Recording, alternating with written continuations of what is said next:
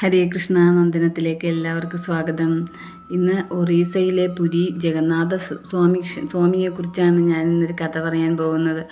പുരി ജഗന്നാഥ സ്വാമിക്ക് 56 വിഭവങ്ങളാണ് നിവേദ്യങ്ങൾ അർപ്പിക്കുന്നത്. പുരി ജഗന്നാഥ സ്വാമി ഒരു ഭോജനപ്രിയൻ കൂടിയാണ്. അദ്ദേഹത്തിന് 56 വിഭവങ്ങൾ സമർപ്പിക്കുന്നതിന് മുന്നേ തന്നെ ഒരു കിച്ചടി സമർപ്പിക്കണം. ആ കിച്ചടി ആദ്യം സമർപ്പിച്ചാൽ മാത്രമേ അദ്ദേഹത്തിൻ്റെ വിശപ്പ് മാറുകയുള്ളൂ. അദ്ദേഹത്തിന് ആദ്യം കിച്ചടി വെച്ചതിന് ശേഷമാണ് ഈ 56 ഭോജനങ്ങളും അദ്ദേഹത്തിന് നിവേദ്യം അർപ്പിക്കുന്നത്.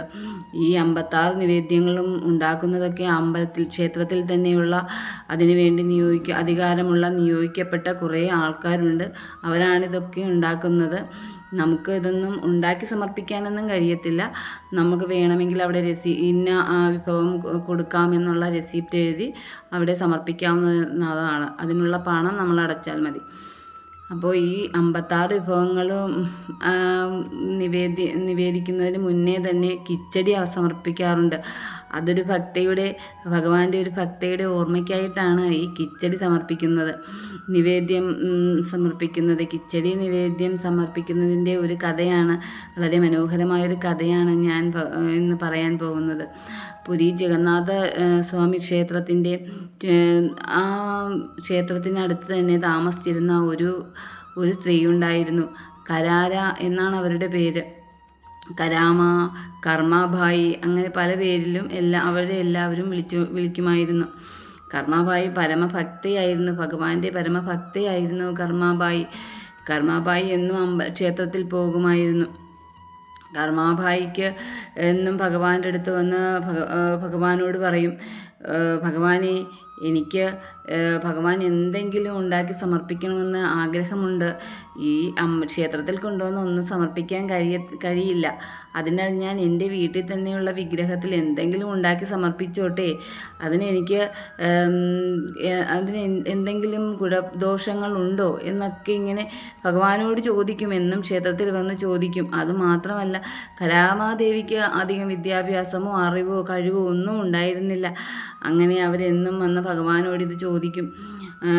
എന്തെങ്കിലും അവർക്ക് ബന്ധുമിത്രാദികളോ മക്കളോ ആരും ഉണ്ടായിരുന്നില്ല. നമ്മുടെ കേരളത്തിലെ കുറൂരമ്മയെ പോലെയായിരുന്നു കരാമാദേവി ഒറ്റയ്ക്കാണ് താമസിച്ചിരുന്നത്. അപ്പോൾ കരാമാദേവി ഭഗവാന്റെ അടുത്ത് വന്ന് ഇങ്ങനെ ഒരു മകനെ പോലെയാണ്, ഒരു പുത്രസ്നേഹമായിരുന്നു കരാമാദേവിക്ക് ഭഗവാനോടുള്ളത്. അപ്പോൾ കരാലാദേവി ചോദിക്കുന്നത് ഇങ്ങനെയാണ്, നമ്മുടെ യശോദാമ്മ മകനെ ഊട്ടുന്നില്ലേ, ഉണ്ണിക്കണ്ണനെ ഊട്ടിയില്ലേ, അതുപോലെ എനിക്കും എന്തെങ്കിലും ഭഗവാൻ സമർപ്പിച്ച് ഊട്ടണമെന്ന് ആഗ്രഹമുണ്ട്. അതിന് എനിക്കൊരു അനുവാദം തരൂ ഭഗവാനെ എന്ന് എന്നും പ്രാർത്ഥിക്കുമായിരുന്നു. അങ്ങനെ അപ്പോൾ വീട്ടിലേക്ക് തിരിച്ചു പോകും. അന്ന് വീട്ടിൽ രാത്രി ഉറങ്ങണ സമയത്ത് ഉറക്കത്തിലാണ്. കരാമാദേവി സ്വപ്നത്തിൽ കാണുകയാണ്, ഒരു വെളുക്കാറായ ഒരു സമയം ഭഗവാൻ അതാ വന്നിരിക്കുന്നു. കരാര എന്ന് പറഞ്ഞ് കരാമ എന്നാണ് ഭഗവാൻ ദേവിയെ വിളിച്ച് ഉണർത്തുകയാണ്. അപ്പോൾ തന്നെ കരാമാദേവി എഴുന്നേറ്റ് വന്ന് നോക്കുമ്പോൾ അതാ ഭഗവാൻ തൻ്റെ കുടിലിൻ്റെ മുറ്റത്തേക്ക് വന്നിരിക്കുന്നു. കരാമാദേവിക്ക് ഒരുപാട് സന്തോഷമാകും. കരാമാദേവി ഓടിച്ചെന്ന് ഭഗവാന്റെ കാലിൽ തൊഴുത് വണങ്ങും. എന്നിട്ട് ചോദിക്കും, എന്നിട്ട് ഇങ്ങനെ നിൽക്കുമ്പോൾ ഭഗവാൻ പറയും, കരാമ, എനിക്ക് വിശക്കുന്നു, എന്തെങ്കിലും വേഗം ഉണ്ടാക്കി തരൂ എന്ന് പറയും. അപ്പോൾ കരാമാദേവിക്ക് അത്ഭുതമായി, ഭഗവാൻ ഇങ്ങോട്ട് വന്ന് എന്തോ ഭക്ഷണം ഉണ്ടാക്കി തരാൻ പറയുന്നു. കരാമാദേവി ഒന്നും നോക്കില്ല, ഉടനെ ഓടി അടുക്കളയിലേക്ക് ചെല്ലും. ഭഗവാൻ വന്ന അടുക്കളയുടെ അവിടെ ഒരു സ്ഥലത്ത് ഭഗവാനും ഇരിക്കും. അവിടെ ഇരുന്ന് വേഗം ഉണ്ടാക്കുകയാണ്. എന്താണ് ഉണ്ടാക്കുന്നത്? കുറച്ച് പച്ചടി, അരിപ്പൊടിയും കുറച്ച് ചെറുപയറും എടുത്ത് ഒരു കിച്ചടിയാണ് വേഗം ഉണ്ടാക്കി കൊടുക്കുന്നത്. അത് കരാമ ചൂടോടുകൂടി വാരി ഊതി തണുപ്പിച്ച് ഭഗവാന്റെ വായിൽ വെച്ച് കൊടുക്കും. ഭഗവാൻ വളരെ സന്തുഷ്ടമായി അത് ഭഗവാൻ ഇഷ്ടത്തോടെ അത് മുഴുവനും വാങ്ങിച്ച് കഴിക്കും. പെട്ടെന്ന് ഭഗവാൻ, ഞാൻ പോകട്ടെ, എനിക്ക് പോകാൻ സമയമായി എന്നും പറഞ്ഞ് വേഗം പോവുകയും ചെയ്യുന്നു. പെട്ടെന്ന് കരാമ സ്വപ്നത്തിൽ നിന്ന് എഴുന്നേറ്റ് വരുന്നു. അപ്പോൾ കാണുന്നത്, ആ സ്വപ്നത്തിൽ ഭഗവാൻ വിളിച്ച ആ സമയത്താണ് കരാമാദേവി എഴുന്നേറ്റ് വരുന്നത്. അപ്പോൾ കരാമാദേവിയുടെ മനസ്സിൽ പറയുകയാണ്, തൻ്റെ ആഗ്രഹം ഭഗവാൻ അറിഞ്ഞു. അപ്പോൾ ഭഗവാന് എന്തെങ്കിലും ഉണ്ടാക്കി കൊടുക്കാനായിട്ട് അദ്ദേഹത്തിന് സന്തോഷമാണ്. അപ്പോൾ എന്തെങ്കിലും എൻ്റെ വീട്ടിലെ ആ വിഗ്രഹത്തിൽ എന്തെങ്കിലും ഉണ്ടാക്കി ഭഗവാന് സമർപ്പിക്കാം, അതിലൊരു തെറ്റുമില്ല. ഭഗവാനായിട്ട് വന്ന് തന്നെ പറഞ്ഞതാണ്, എന്നും ഞാൻ കഴിക്കാൻ വരാം, അത് ഉണ്ടാക്കി കൊടുക്കണം. അതെങ്ങനെ ഭഗവാൻ പറഞ്ഞതായിട്ടാണ് കരാമാദേവിക്ക് മനസ്സിലായത്. കരാമാദേവി എന്നും വെളുപ്പിനെ എഴുന്നേൽക്കുന്നു, പല്ല് പോലും തേക്കത്തില്ല, പല്ല് തേക്കില്ല, കുളിക്കില്ല, കർമാദേവിയുടെ ഒരു കർമ്മങ്ങളും ചെയ്യില്ല. ആദ്യം തന്നെ എഴുന്നേറ്റ് അടുക്കളയിൽ ചെല്ലുന്നു, കിച്ചടി ഉണ്ടാക്കുന്നു, ഭഗവാൻ സമർപ്പിക്കുന്നു. അത് വാരി തൻ്റെ വീട്ടിലെ ആ വിഗ്രഹത്തിൽ വായിൽ വെച്ചു കൊടുക്കും. ഭഗവാൻ അത് കഴിക്കുന്നുണ്ടെന്നാണ് കരാമാദേവി വിശ്വസിക്കുന്നത്. സത്യത്തിൽ ഭഗവാൻ അവിടെ വന്നിരുന്നത് കഴിക്കുന്നുമുണ്ട്. അങ്ങനെ കരാമാദേവി അതെല്ലാം കൊടുത്തതിന് ശേഷം ഭഗവാന്റെ വായം കൂടി തുടച്ചു കൊടുക്കുകയാണ്. അതും കഴിഞ്ഞിട്ടാണ് കരാമ സ്വന്തം കർമ്മങ്ങളിലേക്കും സ്വന്തം കാര്യങ്ങൾ എന്തെങ്കിലുമൊക്കെ ചെയ്യുന്നത്. അങ്ങനെ ഇത് പദ്യമായി ഇങ്ങനെ ഭഗവാൻ സമർപ്പിക്കുമായിരുന്നു. ഇത് ഓരോ ആൾക്കാരും പറഞ്ഞും കേട്ടു. അവിടെ ഒരു വൈഷ്ണവ സന്യാസി ഉണ്ടായിരുന്നു, ഒരു സാധു ബ്രാഹ്മണൻ. അദ്ദേഹവും ഇതറിയും. അദ്ദേഹം ഒരു ദിവസം കരാമയുടെ വീട്ടിലേക്ക് ചെല്ലുന്നു. കരാമാദേവി അദ്ദേഹത്തെ കണ്ടപ്പോൾ വളരെ സന്തോഷത്തോടെ ഓടിച്ചെന്നിട്ട് പറയുന്നത്, അങ്ങ് ഇവിടെ വന്നതുകൊണ്ട് എനിക്കിത് വളരെയേറെ സന്തോഷമായി. അങ്ങ് എൻ്റെ കുടിലേക്ക് വന്നല്ലോ. അദ്ദേഹത്തെ വളരെ ആതിഥ്യമര്യാദയോടുകൂടി തന്നെ കരാമാദേവി അദ്ദേഹത്തെ ആനയിച്ചിരുത്തുന്നു. പക്ഷേ അദ്ദേഹം അപ്പോഴാണ് ഈ വിഗ്രഹത്തിൻ്റെ മുന്നിലിരിക്കുന്ന ഭഗവാന് കൊടുത്ത നിവേദ്യം കാണുന്നത്. അദ്ദേഹം പറയുന്നു, ഇതെന്താണ്, ശുദ്ധവും വൃത്തിയൊന്നും ഇല്ലാതെയാണോ ഇതൊക്കെ ഉണ്ടാക്കി കൊടുക്കുന്നത്? കുളിക്കാതെയും ജപിക്കാതെയും ഒക്കെ നമ്മൾ ഇത് കൊടുക്കുന്നത് ഭഗവാന് കൊടുക്കുന്നത് തെറ്റാണ്. ഭഗവാൻ ക്ഷേത്രത്തിലാണ് അങ്ങനെ ഒക്കെ കൊടുക്കുന്നത്. ഇത് വീട്ടിൽ വിഗ്രഹം വെക്കുന്നതും ആരാധിക്കുന്നതും ഒക്കെ ഒരു കുഴപ്പവുമില്ല, നല്ലത് തന്നെ. പക്ഷേ അതിനെല്ലാം ഒരു ശുദ്ധവും വൃത്തിയും എല്ലാം വേണം. ഭഗവാനെ അങ്ങനെ അശുദ്ധമായ സ്ഥലത്ത് വെക്കരുത് എന്നൊക്കെ പറഞ്ഞ് ഭയങ്കരമായ കുറേ ഉപദേശങ്ങളൊക്കെ കർമാബായിക്ക് കൊടുക്കും. എന്നിട്ട് സന്യാസി ദേവിയോട് പറയുകയാണ്, നമ്മൾ ഉറങ്ങി എഴുന്നേറ്റ് വരുമ്പോൾ നമ്മുടെ 9 ദ്വാരങ്ങളിൽ മാലിന്യം അടിഞ്ഞുകൂടും. അപ്പോൾ കുളിച്ചതിന് ശേഷം മാത്രമേ നമ്മൾ ശുദ്ധരാകുകയുള്ളൂ. മനഃശുദ്ധി മാത്രം പോലെ നമ്മുടെ ശരീരശുദ്ധി കൂടി വരുത്തണം എന്നൊക്കെ പറഞ്ഞ് അദ്ദേഹം കുറേ ക്ലാസ് എടുക്കുകയാണ് നമ്മുടെ കരാമാദേവിക്ക്. ഇതൊക്കെ കേട്ടപ്പോൾ കരാമാദേവിക്ക് ഭയങ്കര പേടിയും സങ്കടവും ഒക്കെ ആയി. ദൈവമേ, ഞാൻ കാണിച്ചത് അബദ്ധമായോ? ഭഗവാൻ അത് ഇഷ്ടപ്പെട്ടില്ലേ? എന്നോട് ക്ഷമിക്കണേ ഭഗവാനെ എന്ന് 100 പ്രാവശ്യം ക്ഷമ പറഞ്ഞുകൊണ്ടാണ് പിന്നീട് കരാമ ഓരോ ജോലികൾ ചെയ്യുന്നത്. പിറ്റേ ദിവസം രാവിലെ ഭഗവാൻ വരുന്നുണ്ട്. പതിവ് പോലെ ഭഗവാൻ കരാമാദേവിയുടെ കിച്ചടി കഴിക്കാനായിട്ട് വരുന്നുണ്ട്. ഭഗവാൻ വരുമ്പോൾ കരാമ അവിടെ കിച്ചടിയില്ല. എല്ലാ ദിവസവും വരുമ്പോഴത്തേക്ക് കിച്ചടി ഭഗവാന്റെ ആ വിഗ്രഹത്തിൻ്റെ അടുത്ത് വെച്ച് വാരി കൊടുക്കുകയായിരിക്കും ദേവി ചെയ്യുന്നത്. അപ്പോൾ ചെന്ന് ഭഗവാൻ കഴിക്കും. ഭഗവാൻ വിഗ്രഹത്തിലൂടെ ആണെങ്കിലും കഴിക്കുന്നതെങ്കിലും ഭഗവാൻ എങ്ങനെയാണ്, വായിലൂടെയാണോ കഴിക്കുന്നത്? ഭഗവാന് കണ്ണിലൂടെ ഭുജിക്കാൻ കഴിയും. സർവ്വവ്യാപിയായ ഭഗവാനെ എങ്ങനെ വേണമെങ്കിലും കഴിക്കാം. ആ ഒരു ഇത് കരാമാദേവിയുടെ മനസ്സിലുമുണ്ട്. അങ്ങനെ ഇരിക്കുമ്പോഴത്തേക്കാണ് അന്ന് രാവിലെ ഭഗവാൻ വരുമ്പോഴത്തേക്ക് കിച്ചടിയില്ല. ഭഗവാൻ ഓർക്കും, ഈ അമ്മ എന്താണ് ഇന്ന് കിച്ചടി വെക്കാതിരുന്നത്? ഭഗവാൻ ഓർക്കും. അപ്പോൾ ഭഗവാൻ നോക്കുമ്പോൾ കുളിക്കുകയാണ്. അമ്മ കുളിക്കുകയാണോ? കുളിച്ചിട്ടുണ്ടാക്കുമായിരിക്കും, പോയിട്ട് വരാം എന്ന് പറയും. അങ്ങനെ ഭഗവാൻ അത് തിരിച്ചു പോകുന്നു. ഭഗവാൻ അക്ഷമനാണ്. ഒരല്പസമയം കഴിഞ്ഞ് വീണ്ടും വരുന്നു. വീണ്ടും വന്നപ്പോഴത്തേക്കോ ആ ബ്രാഹ്മണ സന്യാസി അന്ന് അവിടെ തന്നെ നിൽക്കുന്നു. അന്ന് എല്ലാ ഉപദേശങ്ങളും കൊടുത്തുകൊണ്ട് ആ കരാമാദേവിയുടെ വീട്ടിൽ തന്നെ അന്ന് സന്യാസി അവിടെ തങ്ങുന്നു. അദ്ദേഹം കുറേ ക്ലാസ് എടുത്ത് പറഞ്ഞുകൊണ്ടിരിക്കുകയാണ്. ഇനി നാമജപം. രണ്ടാമത് ഭഗവാൻ വന്നപ്പോഴത്തേക്ക് നാമം ജപിപ്പിച്ചുകൊണ്ടിരിക്കും. ഓരോ കീർത്തനങ്ങളും ജപങ്ങളും ഒക്കെ ആയിട്ട് അങ്ങനെ ഇരിക്കുകയാണ്. അപ്പോൾ ഭഗവാൻ ഓർക്കും, ഒന്ന് പോയിട്ട് വീണ്ടും വരാമെന്ന് പറയും എന്നോർക്കും. എന്നിട്ട് ഭഗവാൻ വീണ്ടും പോയിട്ട് വരുമ്പോഴത്തേക്ക് എന്താണ്, വീണ്ടും കരാമാദേവി കലം തേച്ചുരച്ച് കഴുകിക്കൊണ്ടിരിക്കുകയാണ്. അപ്പോൾ ഭഗവാന് ദേഷ്യം വരും. ഭഗവാൻ ആ ബ്രാഹ്മണ സന്യാസിയോട് ഭയങ്കര ദേഷ്യം വരും. ഭഗവാൻ അവസാനം വീണ്ടും വരുമ്പോഴത്തേക്ക് കരാമാദേവി കിച്ചടിയൊക്കെ ഉണ്ടാക്കി ഭഗവാന്റെ വിഗ്രഹത്തിൻ്റെ അടുത്ത് വെച്ചിട്ട് ഭഗവാനെ വാ കണ്ണാ വന്ന് കഴിക്കുക കണ്ണാ എന്നൊക്കെ പറഞ്ഞ് അങ്ങനെ ഊട്ടിക്കൊണ്ടിരിക്കുകയാണ്. ഭഗവാൻ ഓടി വന്ന് ധൃതിയോടെ ആ കിച്ചടി വാങ്ങി കഴിക്കും. എന്നിട്ട് കഴിച്ചുകൊണ്ടിരിക്കുമ്പോഴാണ് ഒരു മണിമുഴക്കം കേൾക്കുന്നത്. ശ്രീകോവിലിൽ നിന്ന് ഭഗവാൻ അടുത്തേക്ക് വരാൻ വേണ്ടി വിളിക്കുക. അവിടെ ശ്രീകോവിൽ തുറക്കുമ്പോൾ അവിടെ ഉണ്ടാകണം. ഭഗവാനെ വിളിക്കുകയാണ്. ഭഗവാൻ പെട്ടെന്ന് തന്നെ അങ്ങോട്ട് പോവുകയും ചെയ്യുന്നു. അവിടെ ചെന്ന് അകത്ത് കയറുമ്പോഴത്തേക്ക് പൂജാരി വന്ന് ശ്രീകോവിൽ തുറക്കുമ്പോഴത്തേക്ക് ഭഗവാന്റെ വായിലൊക്കെ എച്ചിൽ പറ്റിയിരിക്കുന്നു ഭഗവാൻ. അപ്പോൾ ഈ പൂജാരി പരമഭക്തനായിരുന്നു ഭഗവാന്റെ. ആ പൂജാരിയും ഭഗവാനും തമ്മിൽ ഇടയ്ക്ക് സംവദിക്കുമായിരുന്നു.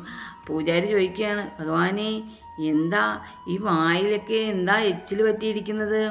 രാവിലെ ആരാണ് കിച്ചടി തന്നത് ഭഗവാന് എന്ന് ചോദിക്കും. അപ്പോൾ ഭഗവാൻ എല്ലാം പൂജാരിയോട് പറയും. ഞാനിങ്ങനെ എന്നും കരാമയുടെ അടുത്ത് കിച്ചടി കഴിക്കാൻ പോകാറുണ്ടായിരുന്നു.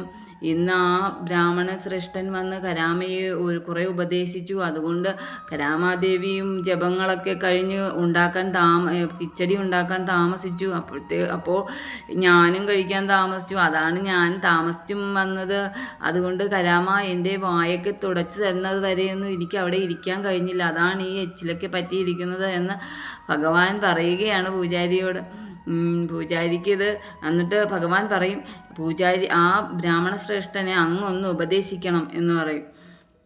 അന്ന് അമ്പലത്തിലേക്ക് ബ്രാഹ്മണ ശ്രേഷ്ഠൻ വരികയാണ്. ബ്രാഹ്മണ ശ്രേഷ്ഠൻ ക്ഷേത്രത്തിൽ വരുമ്പോഴത്തേക്ക് പൂജാരി എന്ന് പറയും, അങ്ങ് എന്തിനാണ്?